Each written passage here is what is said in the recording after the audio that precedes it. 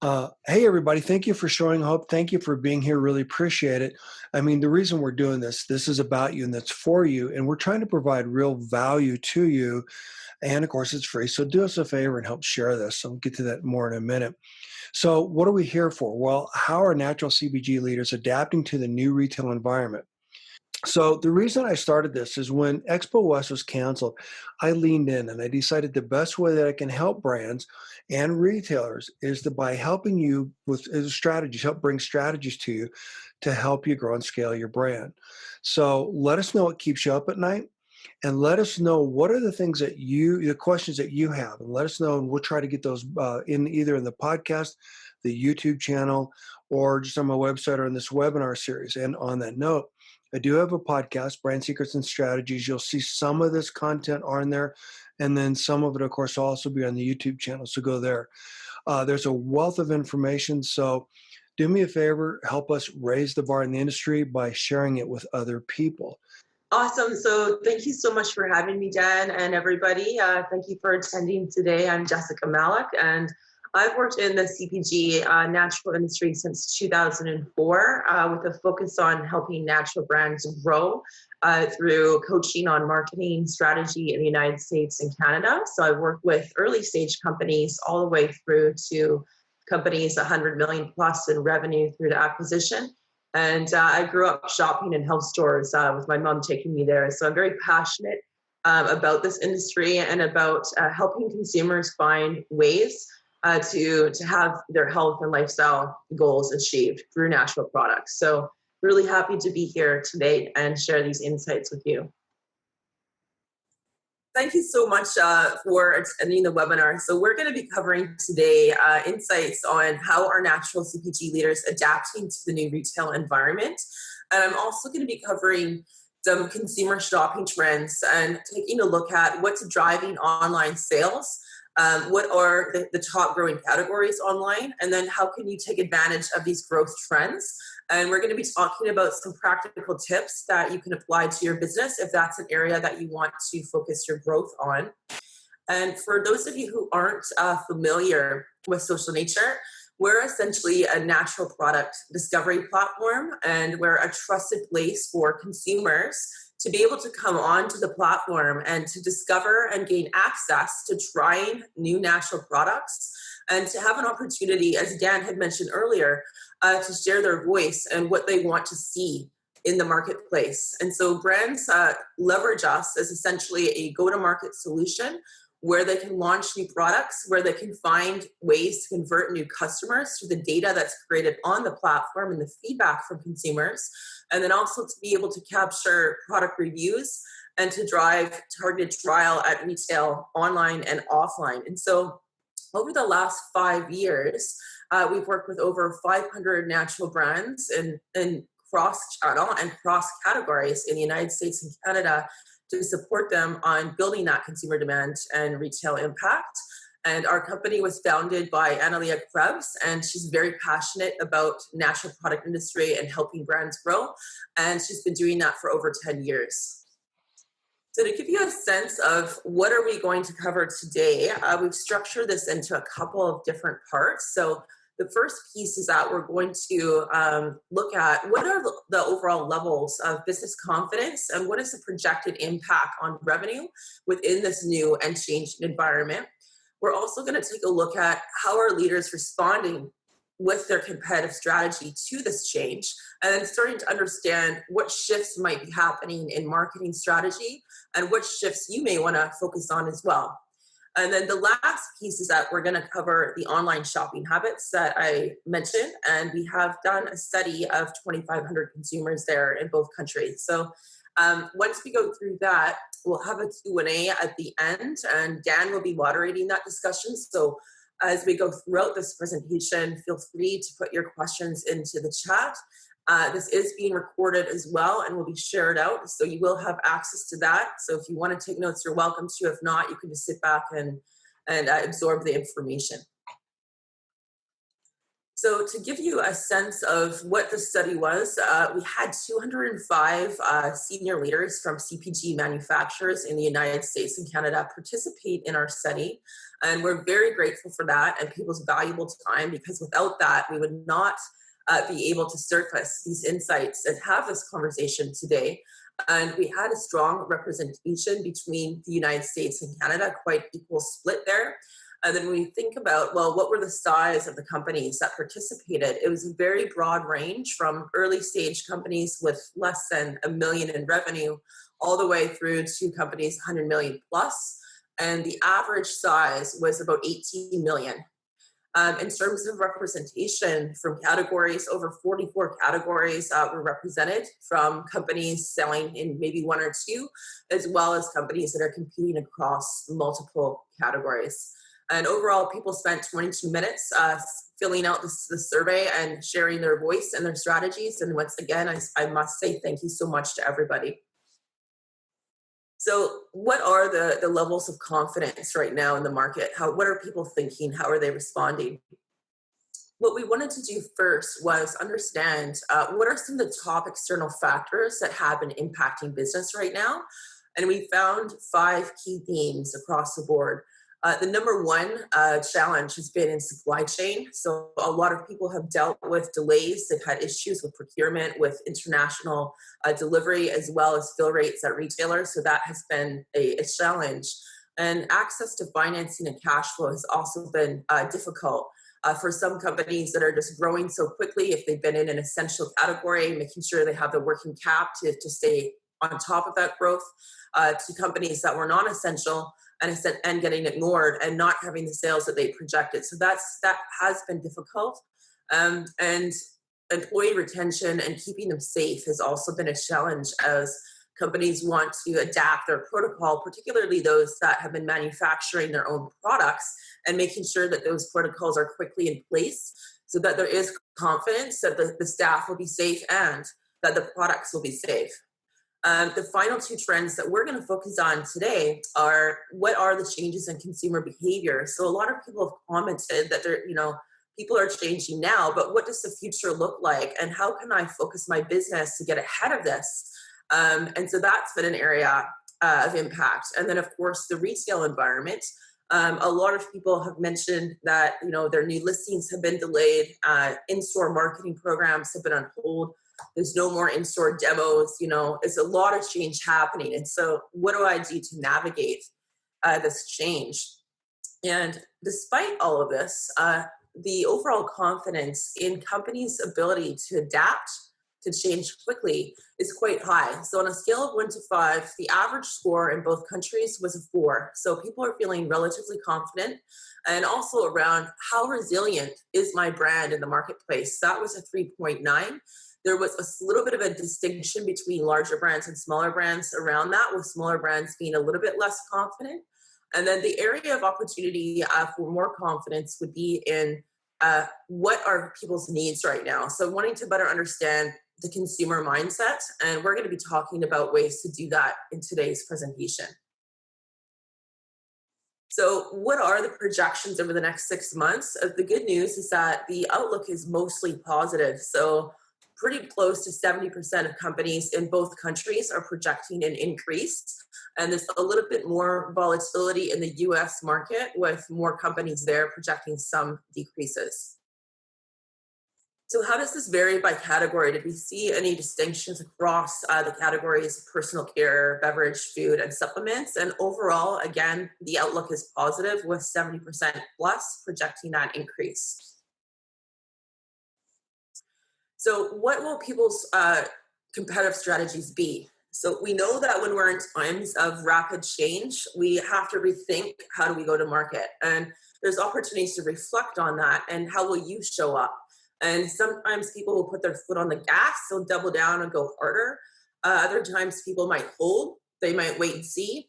And then other times people might cut back. And that really depends on sort of where you're at in your journey as a company, and the culture of your company.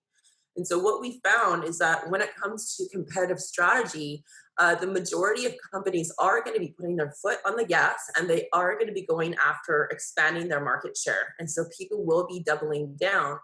And what makes this particularly interesting, this question, is that this was a single choice question. So it wasn't like you could rank and pick all of them.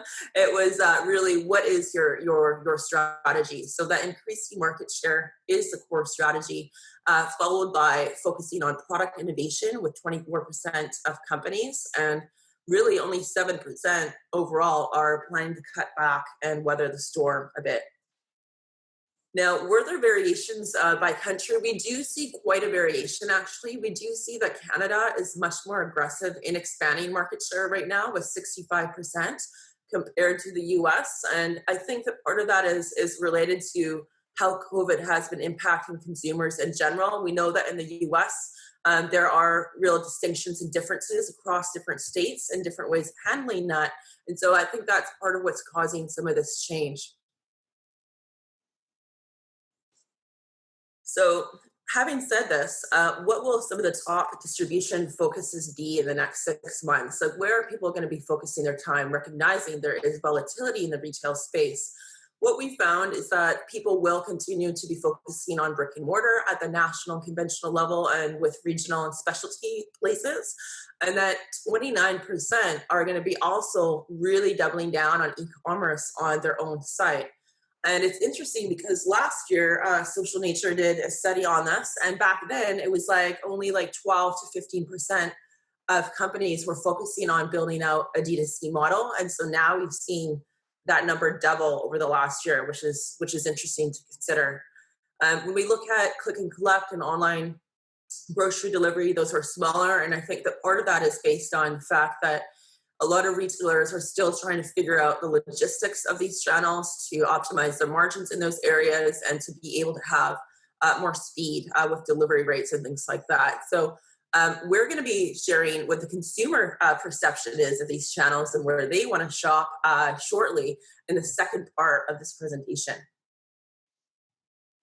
So is there any variance by country? And yeah, we do see a variance actually. So in the US, there's more of an equal focus on D2C and brick and mortar when you aggregate the brick and mortar data compared to Canada.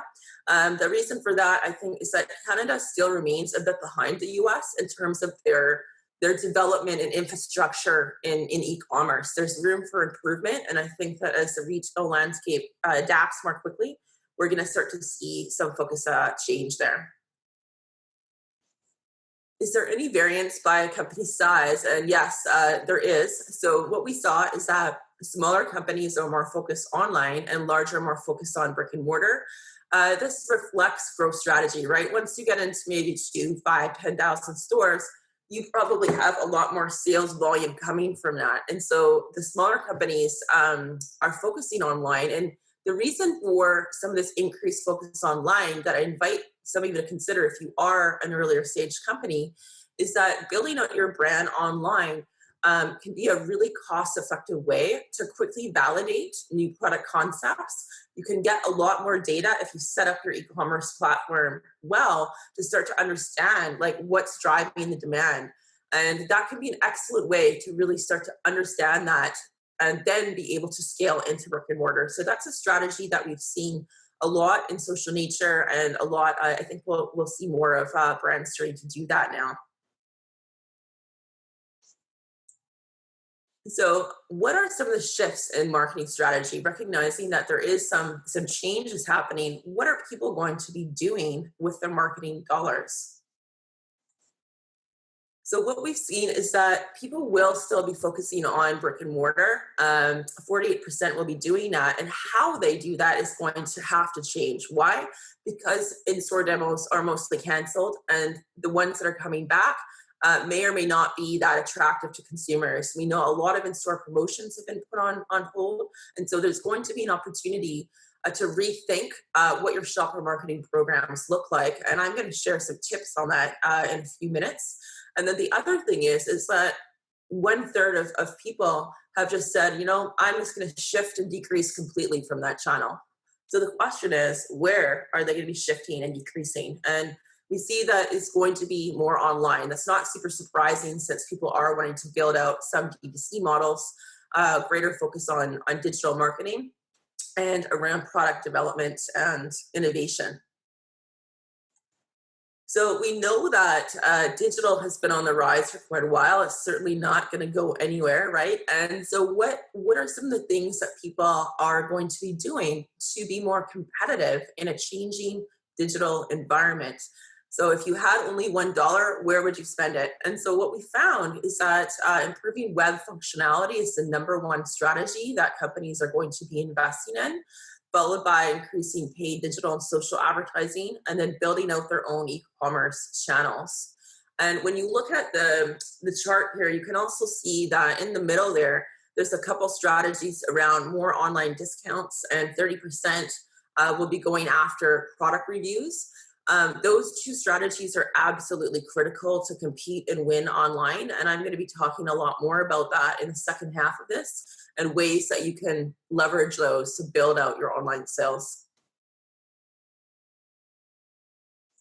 There's another theme here as well is that we saw in the beginning that there's a little bit more opportunity for brands to kind of feel that connection and understand what consumers want right now and how they're changing. And so we asked them, what type of data would you want? Like, how would you want to sort of improve what you're doing?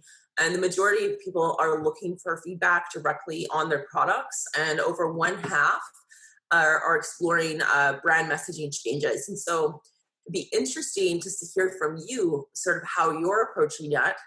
Some of the brands that I've talked to have been looking at, exploring whether or not that they need to have more transparency of information, whether they need to have greater communications around quality assurance and things like that.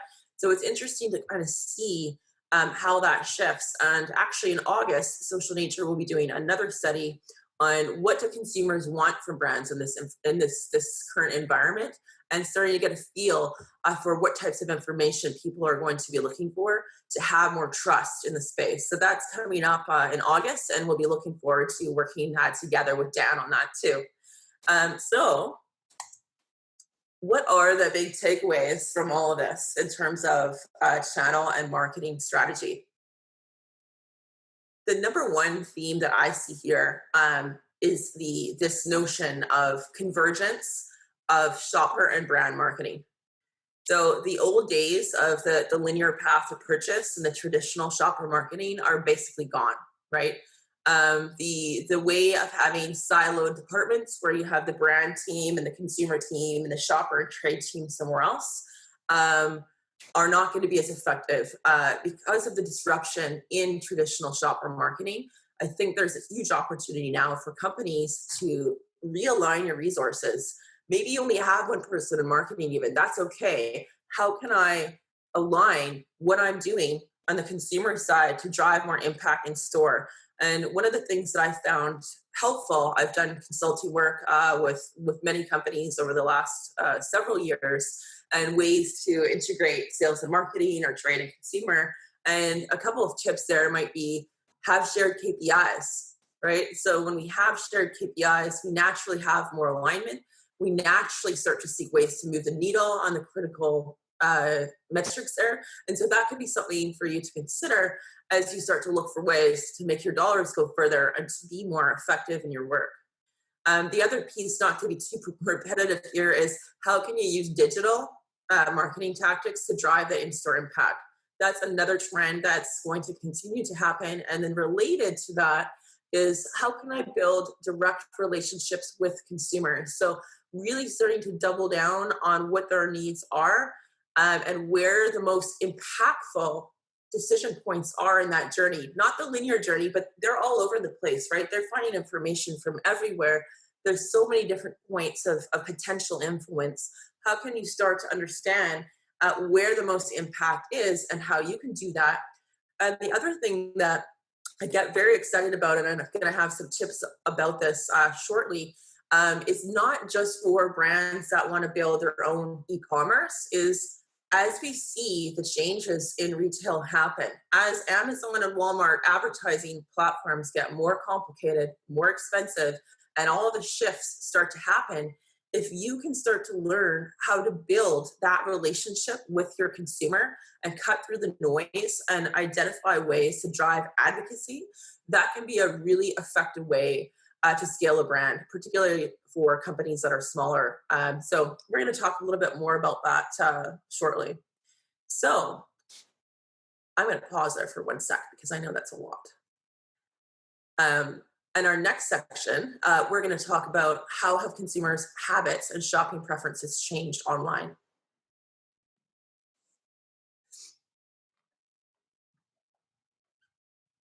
So what we wanted to do, recognizing that the online space is an area that's really important for many of you, brand manufacturers have mentioned that's an area of focus. We wanted to better understand, well, what does this look like from the consumer perspective, and where are consumers spending their time and how are they buying online, and what are some things that you can consider to be successful. So we decided to do a study in the US and Canada with 2,500 consumers, 60% US, 40% Canadian. And on average, people spent close to 7 minutes completing our survey. And we focused on the household decision makers for this project. So we wanted to better understand how they're going to be showing up and how they're going to be spending their dollars. And so what was interesting about this group is that 63% are quite new to natural. So they've only been buying natural at certain parts of the basket over the last 5 years. And so there's an opportunity to really start to build a relationship with these people. They're active across channels, so they are buying online. They are in conventional and natural and specialty. On average, they're shopping at 3.5 channels. And they have kids. 60% have children. And they're active across several different areas and actively recommending products to their friends and community. So what we saw is that 79% in the US and 71% in Canada are already buying grocery, personal care, and household items. And when we think about the top channels, Amazon Prime is the top channel in both countries, followed by Walmart. And in the US, Target is gaining traction there with 29% buying on that channel. And then in Canada, Brand Direct actually was almost the same as Walmart. And so I think it's interesting to see how these channels are starting to grow. And one of the things that can be helpful if you're new to getting set up on Amazon or Walmart is there are specialist agencies out there. There are people that know how to navigate these platforms. They can be very confusing and cumbersome. So I recommend that, before you spend a lot of time and money on this, maybe connecting with somebody that has done a lot of this before can help you to start to optimize what you're doing. We just learned the other day, actually, that with Walmart.com in the US, you have to have a minimum of 24-star product reviews for them to even bother listing you. So there's certain nuances there that can be useful to know in advance so that you don't lose time. So having that review strategy in place ahead of time, as an example, can be something that would be useful. So is this going to continue? Are people going to keep buying online, or was this just a COVID thing? What's actually happening? What people have said is that they are going to continue to shop online, and with our US, at least once a month, and Canada close to once a month. And then 25% and 19% of shoppers at least once a week. So the frequency is continuing, it's increasing. And so that is knowing that frequency is there. That can be a really good opportunity to kind of build out subscription, like subscribe and save models and things like that.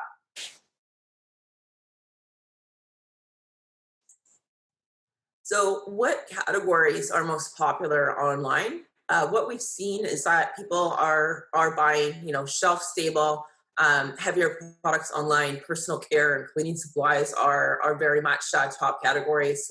And vitamins and supplements, both countries, 60% are buying those online. So that's a big opportunity for the supplement companies, as well as beauty. Across the board, we do see that US consumers are more active than Canadians. So are there any categories that people don't want to buy online? And the answer is yes. A lot of people still don't want to buy their produce online. They prefer to pick it out themselves. And meat and plant-based alternatives, sort of more perishable frozen items, are not as desirable. And part of it, I think, is due to opportunities for improvement in delivery. And so we may see that start to shift as people get more confident in those areas and less expense. The interesting thing here, though, is that 1 in 4 people, 25%, have said, "Look, I want to buy everything online." So that's a pretty big segment and a great opportunity for you, regardless of what category you're in. If you can figure out a distribution partner that's going to be profitable with your shipping. So okay, so let's pretend that I'm starting to set up a new site and I want to find, well, how do I get new consumers to start shopping on my site? Like, what are the things that I need to think about so I can be successful? The top 5 things that are really important for you to consider are the leveraging discounts. It's an online Wild West discount world, unfortunately. And so having a discount strategy in place is important. Free product trial, reducing that barrier can be also an effective strategy. Why? Because people can't touch and see the product. They might want to just try it for free, depending on what it is first. And having reviews is critical, right? Having that social proof that other people enjoy this product helps to de-risk the purchase. And having a friend recommendation. So leveraging, as you might recall a few minutes ago, I talked about the value of building direct relationships. If I can refer more people to you through my network, that's a really powerful way to have that direct search happening. The final piece is detailed product information. So we know, like, we're all in the health and wellness industry, and we know that health is personal, and people more and more and more want to know, like, what is in this product? Is it clean? Like, what kind of ingredients do you have? Like, where have you sourced them? All that kind of stuff. So having that transparency is a way to quickly drive the trust that you need to drive the sales conversion. If they have to be looking all over the place for nutritional information, or it's not easy to understand, you're probably going to lose them. So there's a lot of opportunity to consider having good product information in a way that's digestible and nicely displayed. So what supports retention? So once I've got them, how do I keep them? Similar tactics, again, the reviews, discounts, detailed product info, and the friend recommendations is another way just to keep driving more sales there. The other thing is when I'm thinking about, like, one channel versus another, what's most important in having that loyalty or having people shop in your channel? Both countries, low shipping is so important now.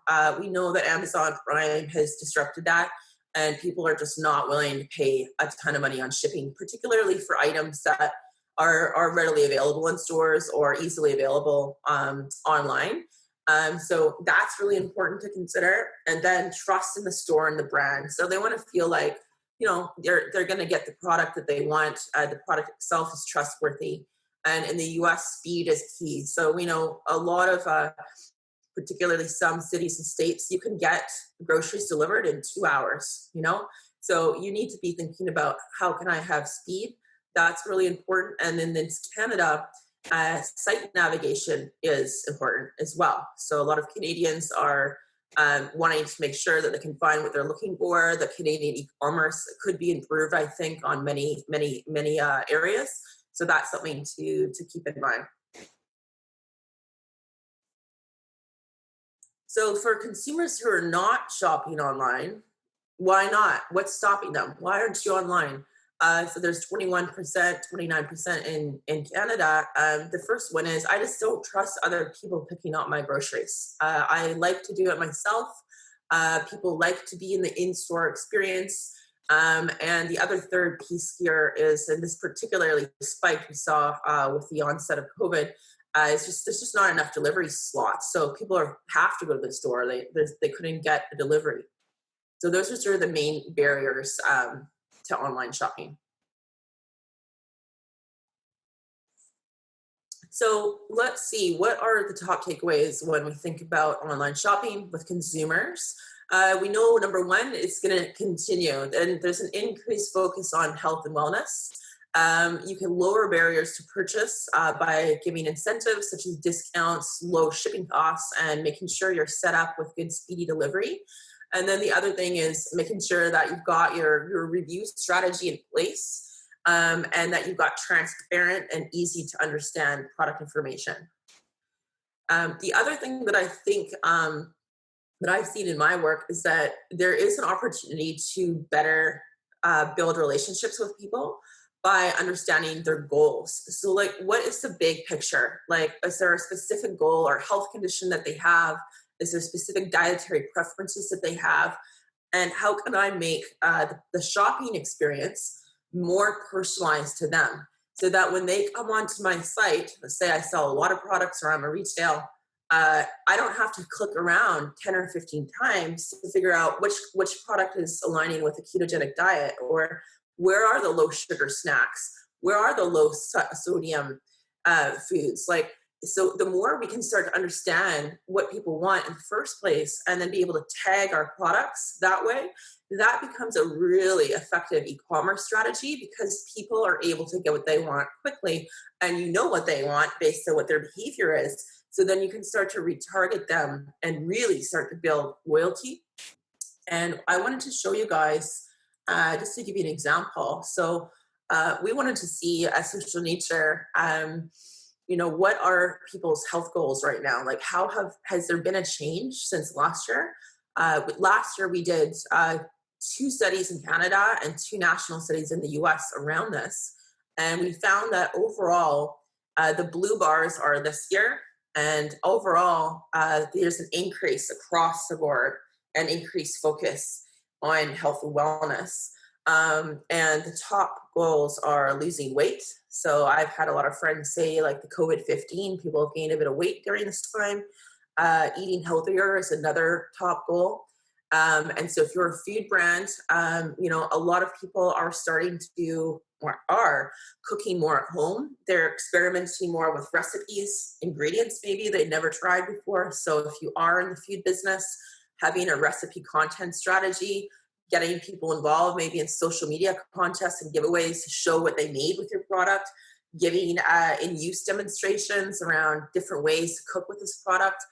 These can be cool ways to kind of touch base with people on eating healthier, and that eating healthier can be fun. It doesn't have to be boring. There's lots of fun things that you can do. The third was increasing exercise and fitness. And then we also see reducing stress. So 48% of people, like 1 in 2 people, have said, I just want to reduce stress. And people want to increase their energy levels as well. 47% of people want more energy, and people want better sleep, 47%.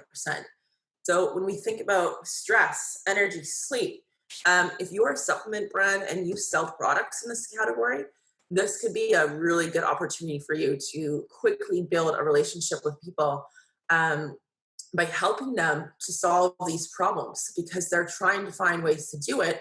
And there's opportunities there for you to be part of that solution. And so the other piece that I would highlight here is that the biggest shifts when we talk about, okay, everybody's more focused on health and wellness, where is the biggest shift? The biggest shift is on prevention of illness. So that's not really that surprising given that we have been in a global pandemic. And so it's interesting to consider, like, if you are in the supplement business, depending on your category, you might want to invest in content around, like, prevention, ways to support immunity and things like that, because those are areas of concern for people, and those are areas that people are spending money on right now. So before we head into the Q&A portion, I wanted to just kind of wrap up with 4 tips on ways to build direct relationships with consumers. And these are tips that I've personally used with early stage companies and with large scale companies successfully.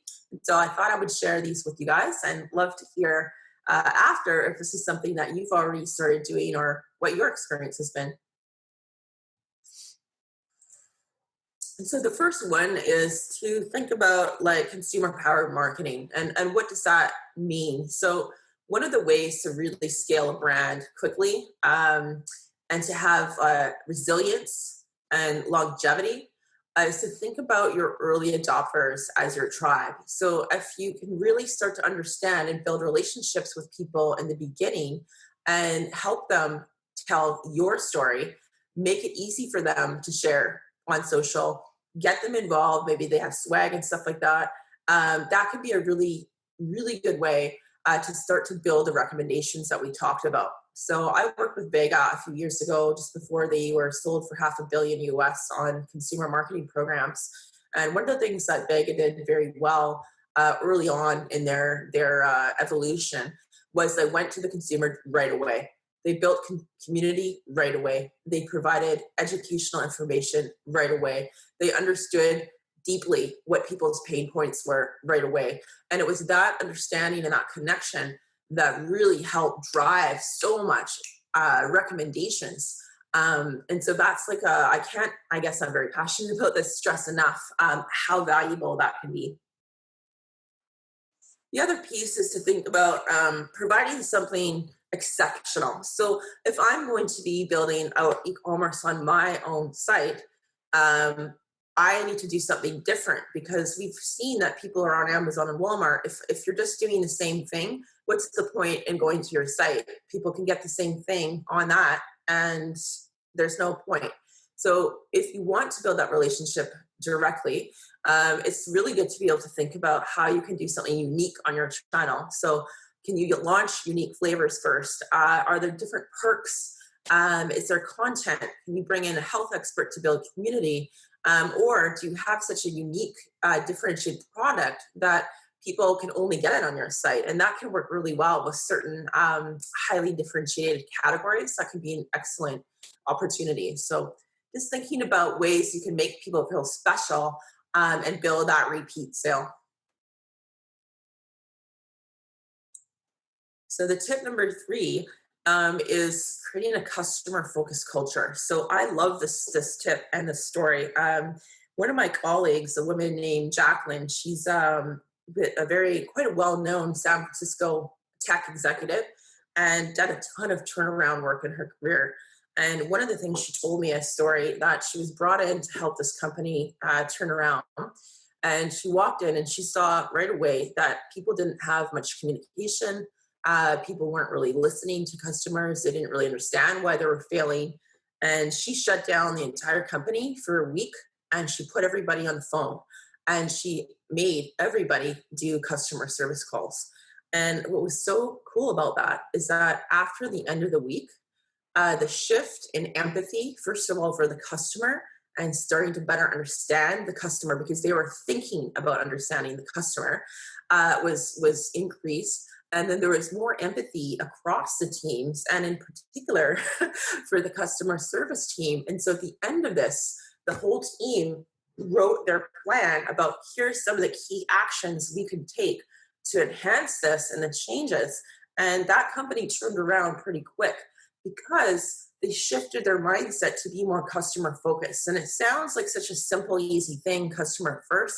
In actual execution, that requires communication systems and ways of interacting with teammates that can be very, very, very effective. So if you are thinking that that's an interesting idea, then maybe you want to try that at your company or your next planning retreat or something. Ask your company, your team, like, how can we be more focused? Like, where are the gaps, internal and external? Final tip is keep validating across the product life cycle. So we want to make sure that we're learning as we go. So people spend a lot of time and money usually on new product launches. They want to make sure they nail it, and then they walk away and sometimes forget that they need to keep listening. And when we forget to keep listening, what can happen is new entrants can come in and take our space. Changes might be happening that we're not aware of because we weren't listening. And so there can be really good opportunities to kind of build out your social listening and start to look for, are there changes? Like, are there differences in my existing versus new customers? And are there differences in regions? And so that could be a very important strategy. And that's something that Social Nature specializes in. And yeah, it can be really, really, really helpful, rich way to continue to grow and protect your space. So just before we head into the Q&A, related to the theme of listening and validating products across the life cycle, Social Nature, we're going to be opening up our platform. We've got 500,000 natural shoppers online to the entire natural products industry to be able to submit your products to our platform and to be able to capture data, the data that Dan was talking about earlier, around what is driving demand in my product. So is it like which attributes are most resonating? Where do people want to buy the product, even down to the zip code level? And are there any segments that would be good for me to go after? And this is something that we're doing as a way to unify the industry in the spirit of collaboration. It doesn't cost anything to do this. So if you are interested in this, my email is at the bottom of that slide, jessica@socialnature.com, and you can just reach out to me directly and I'll help you get set up. So thanks everybody for listening. I'm so happy to be here to share this with you, and let's open this up to the Q&A now. So, okay, anyone have any questions that they want to answer? And while we're waiting for other people to type stuff in, I'll put some other information in here. And then, of course, here's the information about how to get the deck. And then, of course, we're going to have more content coming out around this. So anyhow, thanks, Jessica. I appreciate you putting it out there. What a great presentation. Super insights. And the point that I want to drive home is that this is your community. So in other words, instead of talking to a generic customer, a generic focus group, these are the people that understand the value of the products that you are delivering. So could not agree with you more about a lot of those great tips in terms of how you need to develop a robust relationship with your consumer. And one of the things I've been saying, and I'll get to the questions in a second, Yeah. is that you need to have a platform or a community of around, build a community around your brand.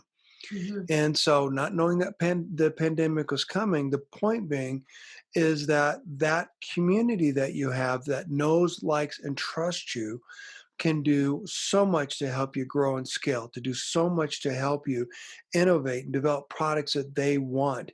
And they'll give you the feedback. And the best part is some of the strategies that I teach in the podcast, the courses, et cetera, are strategies where you can actually get more bang for your buck with promotions.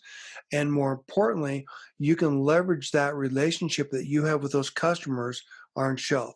So anyhow, let's get to the first question.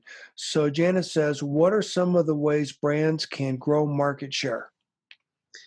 Such a good question. One of the things that I think is like really, really important is overall in the beginning is to think about um, building a brand strategy from day one. So really thinking about like, what is my story? What is my mission? Like, what do I stand for as a company? And investing in branding and a strategy that will resonate with your target audience so that people see you as someone that understands them and that the products you're delivering match the brand promise. And the reason this is important is that what can happen is once you build this, it's really easy to halo your brand equity across other product lines. So as you start to expand, maybe you're adding a line extension, you're trying to get into another category, people already recognize you. They already know who you are. So they're more likely to buy that product compared to other companies that sometimes get stuck in, not stuck, but like focus on the product marketing, like just feature and benefit stuff. And people don't really even know who it is, like on the pack. They're like, I don't even know the company. It's just, so that can be tough because if you're not doing that and you want to expand and you want to start to protect your space, particularly in tough times, you might be up against other category captains or people that have developed that brand equity. And so that can be really important. The other thing from a practical kind of standpoint is kind of thinking about your assortment and starting to consider hero products. So what we did at Vega is that we knew early on that the Vega 1 was going to be the flagship product for the company. And so we spent most of our marketing dollars on pushing that on a regular basis. So we didn't just kind of do like a promotion once or twice a year. That product was being promoted all the time, always on, always in front of the consumer.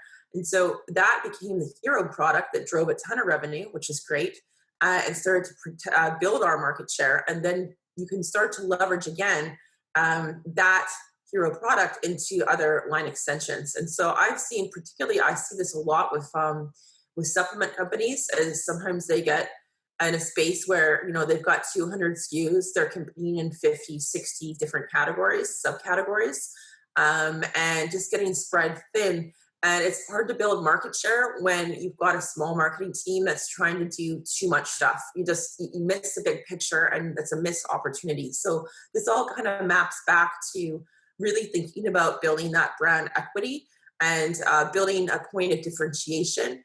So if you are in a commodified space that's a price war, you may want to think about, how can I use innovation as a way to get out of that battle and to start to build an opportunity to take market share. Great answer. In fact, on that note, Yeah. the community is what is really going to help you most. And to your point, I'm glad you touched on that. A lot of big brands can throw tons of money at products and Yeah. try to build that market share. And that's not sustainable for any brand. But the reality is that those are the brands that are struggling at shelf. And those dollars that they're throwing at the customer are actually pulling dollars profit out of the category. So this is a unique opportunity. I want to touch back on the point you made earlier, which I think is brilliant. By getting to understand your customer and by going back and understanding what their journey is, if you can make it easy for them to say yes and to evangelize your product, that's a win-win. So thank you for sharing that. So John says, any cool innovation in shopper marketing? Ask. Yeah, yeah, that's a fun question. Most of the innovation that we've seen are kind of around this convergence of um, brand and shopper marketing tactics. So lots, I've seen people using like social advertising and social contests in key regional. She got stuck. Jessica, hi.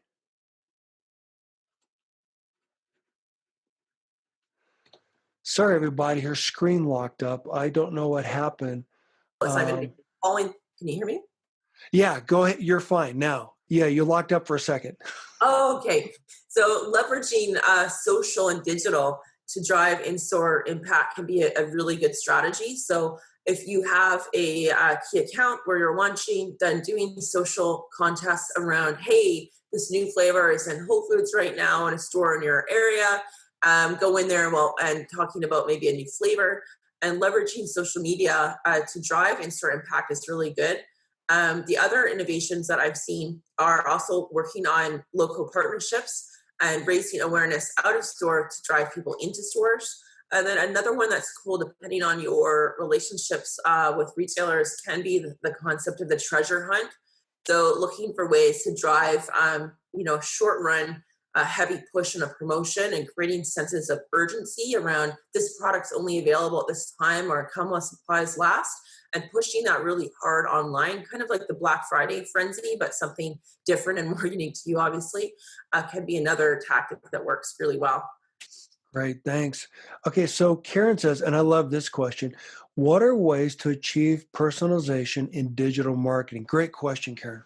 Yeah, Karen, that's such a good question. So it all comes down to data. So what I mean by that is, when we think about building digital marketing and particularly building out personalization, the way we do that is we need to tell the system what type of product this is and where to show the product in the search, or to understand what people are searching for, so people can quickly see this. So uh, having your products tagged properly in the first place is really important. And so what I mean by that is, if you know, and we all know, that people are now much more nuanced than they ever have before. There's so many different types of dietary preferences, like keto, paleo, gluten-free. The increase in allergens is huge. So being able to tag your products as they relate to those very specific goals, and if you have strong claims, turning them into filters that people can sort by, and also thinking about merchandising by health goals. So if I'm a new user and I sign up to your site, if you can understand, Jessica's interested in increasing energy in gluten-free products and low sugar, let's say, then you only want to show me, or you're going to want to start promoting to me products that help me with my goals and preferences. And the way to do that is to capture that data when I sign up in the first place.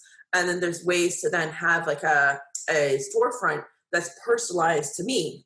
Dan might have a different set of needs, or Mary might have 3 kids. All of them have a different allergy problem, so she's looking for multiple types of products. So by using data to properly tag our products in the catalog, that's what is going to our personalized search, and that is also going to help you better segment people and better understand not only like people on a personal level. And I think the other trend that I would say in terms of personalization, without getting too technical into machine learning and AI and all that, is just like step back for a second and try to think, if you can, and listen to the whole person. So like if we think about, people are not just like numbers, and they aren't just categories. They're people that have different types of goals, different problems. If you can try to understand that, you're going to have a lot more areas that you can help that person, and lot more opportunity to basically sell more products that solve their problems. So thinking more holistically, what is the physical side, etc. Great answer. In fact, let me go one step further. In my world, we call it rich product attribution. Now, Yeah, here's the caveat. None of the databases that you look at accurately reflect the way your customers are buying products. This is critically important. Thank you for touching on that, Jessica, because, and the reason this matters is you take the insights that Jessica just went over and you bake that into your selling story. Now, when you're looking at the data, Spins, Nielsen, RI, whoever else, those don't accurately reflect those product attributes, and they, even the ones that have some of it, they're not 100% correct. So reach out to me if you want some creative strategies around that, but I'll give you an example why this matters. Several years ago, I did a project for Megafood, and what I did is I created condition specific segments. So we bucketed the customers into segments, their products into segments based upon the problem that they solve. And then I put all the cold and flu stuff, echinacea, et cetera, into that segment. And by doing that, it was a game changer for them and helped them explode sales. My point is, the more, as Jessica was saying, the more personalized your messaging is, the more personalized your understanding of the customer is, that is going to help you exponentially grow sales. And more importantly, by being able to leverage these strategies in the data, when I've taken that to retailers, they go, man, this is unbelievable. I've never seen that before, because they're not seeing what's really driving sales at shelf because everything's so commoditized. So a whole nother conversation I'd love to get into with that, to go more deeper into that. Another question, Kathy says, what do you think the future of brick and mortar retail is given the new environment? that's such a good question.